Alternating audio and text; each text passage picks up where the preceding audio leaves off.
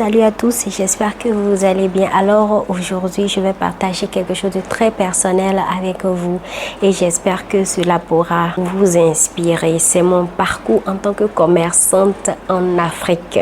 J'ai passé 5 ans de ma vie à bâtir, apprendre et à grandir dans ce domaine-là. Je veux vous raconter les leçons que j'ai tirées de cette aventure et vous aider à réussir si vous souhaitez vous lancer sur ce domaine. Donc allons-y.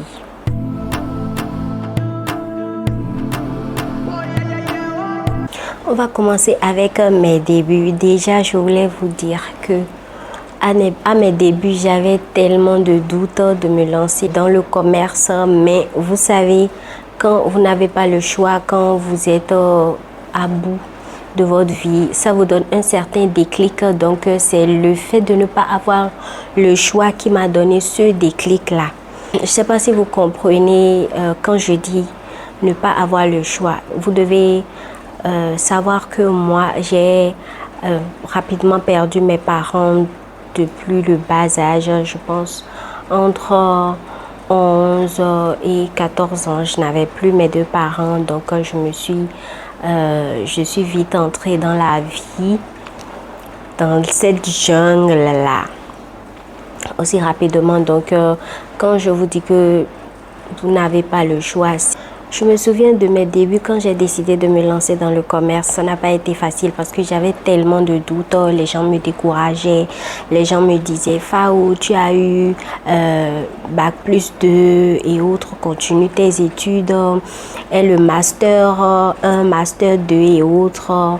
Mais moi, je voyais que les gens qui avaient... Je connaissais des gens qui avaient des masters mais qui n'avaient pas de boulot. Je connaissais des gens qui avaient de très grands diplômes mais qui étaient toujours au chômage. Et en étant en Afrique, je me suis dit, voilà, je ne peux pas continuer mes études et après devenir chômeuse. Je ne peux pas. Donc, je me suis dit, Faou, ta maman était commerçante.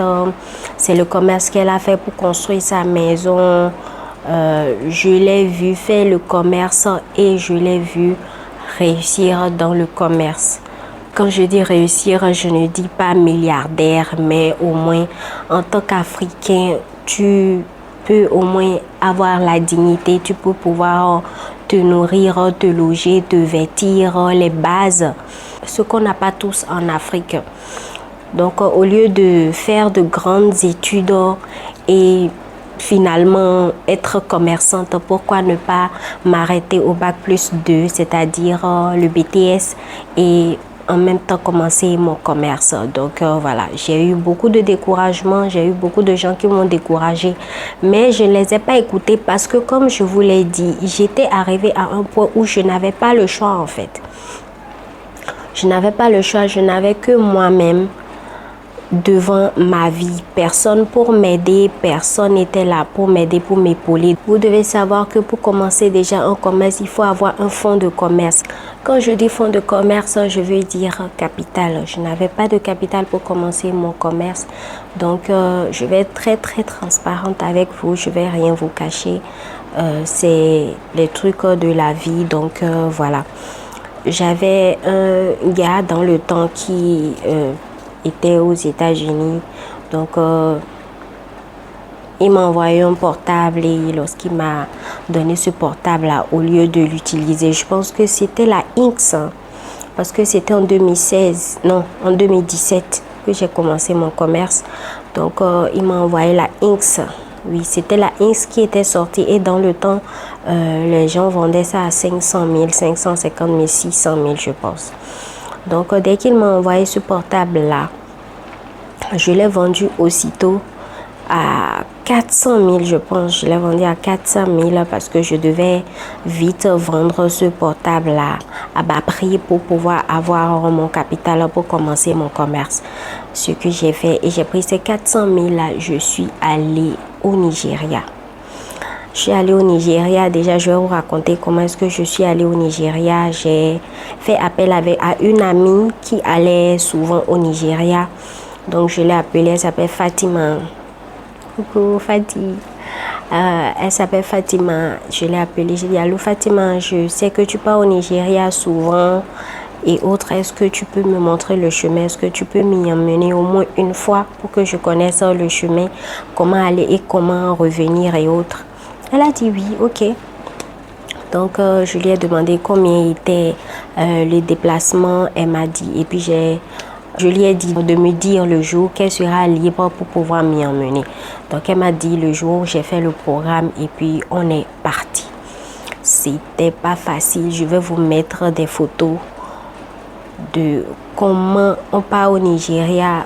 Au début, voilà, et au début, lorsque j'allais au Nigeria, il n'y avait pas le côté Waterside.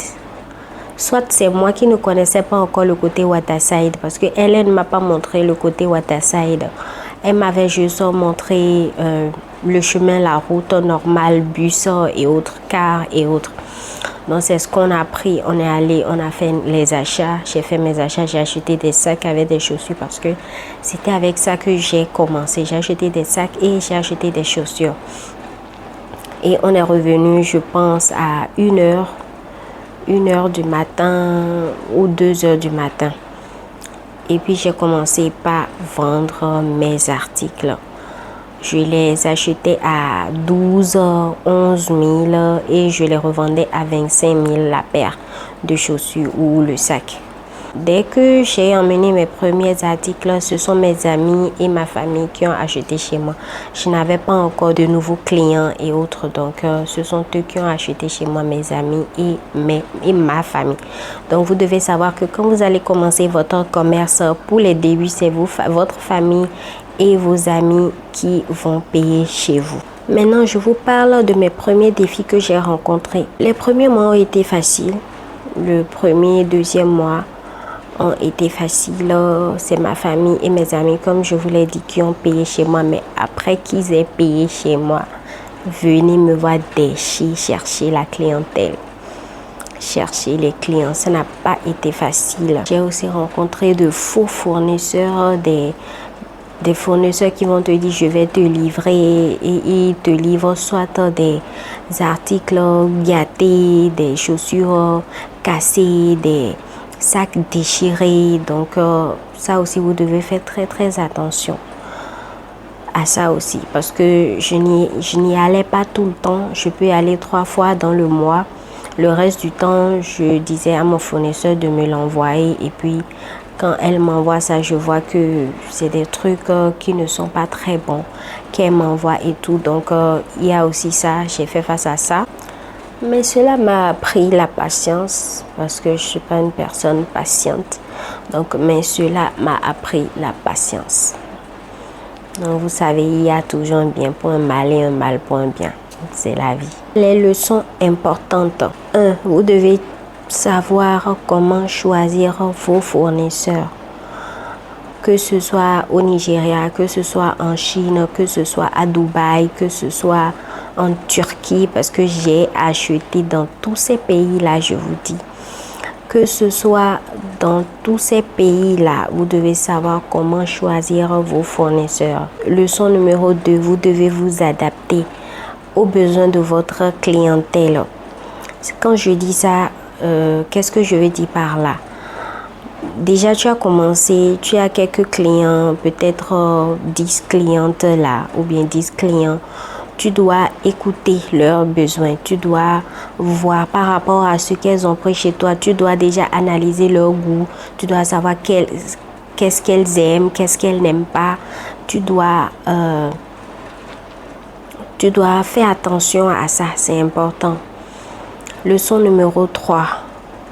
Toi aussi, la commerçante ou bien le commerçant, tu dois avoir du goût. Parce que si tu n'as pas du goût et tu amènes du n'importe quoi, mais personne ne va acheter chez toi. Tu dois avoir du goût. Moi déjà, j'ai tellement du goût. Quand j'emmène des choses et que toi-même tu vois, c'est tellement beau, c'est tellement classe, c'est tellement stylé. Tu ne peux pas voir et dire que tu ne vas pas aimer. Excusez-moi, mais j'ai rencontré des commerçantes mais qui n'ont pas de goût.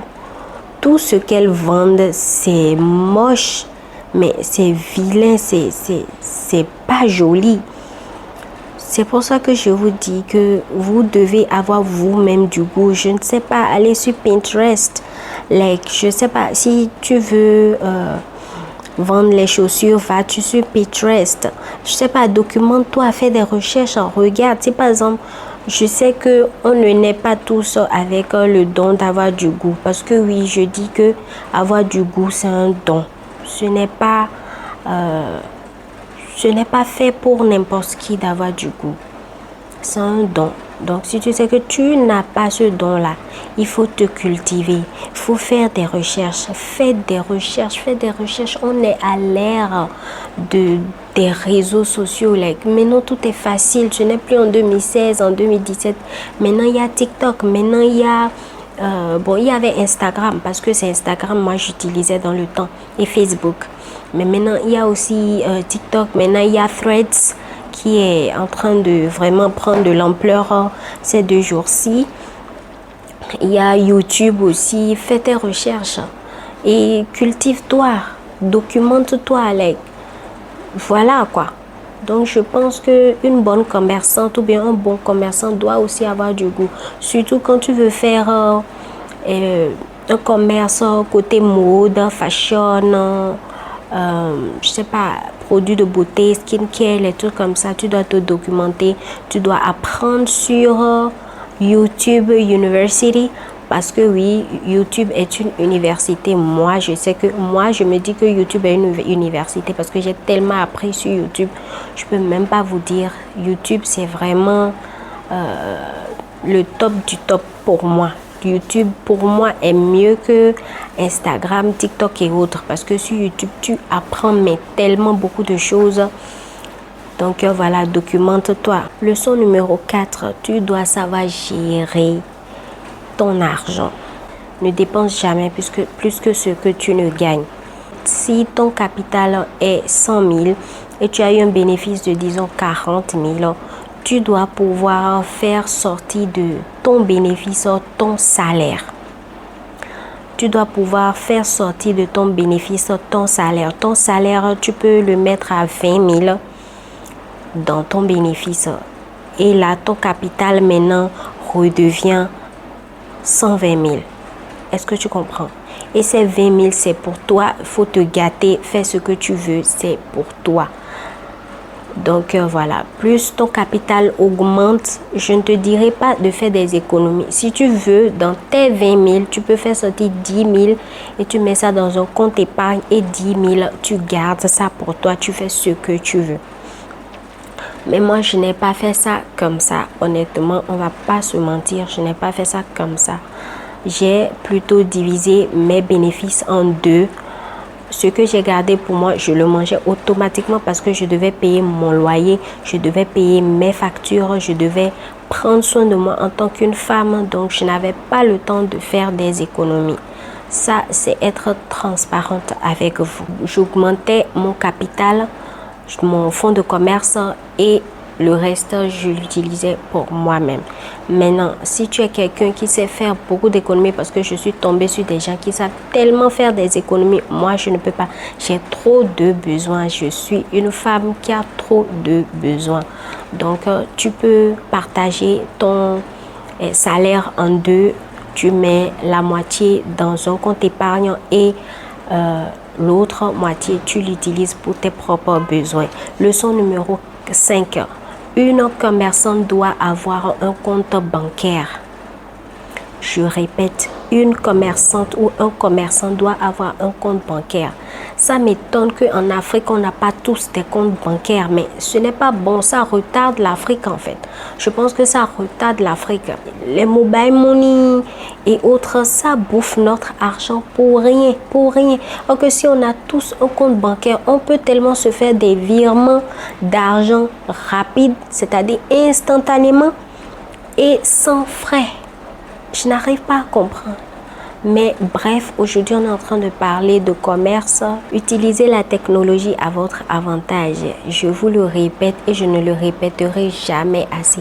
On est à l'ère des réseaux sociaux. On est à l'ère de la technologie. Donc aujourd'hui, c'est tellement facile de faire le commerce. C'est tellement facile de faire le commerce de nos jours. Utilisez la technologie, c'est à votre portée et utilisez-la.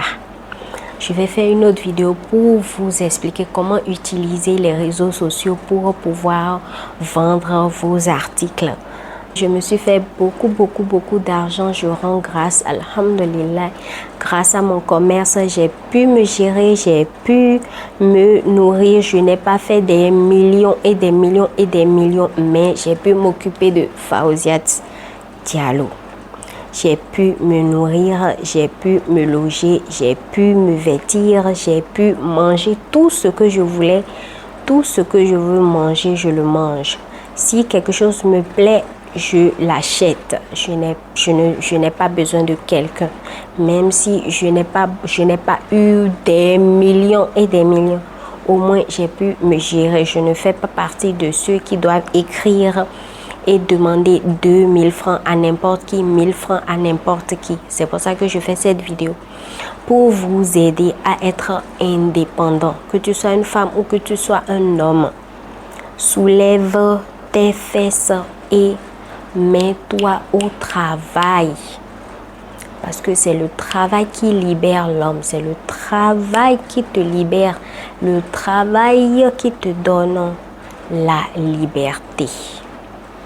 Donc voilà, j'ai fini pour ma vidéo. Merci d'avoir regardé cette vidéo-là.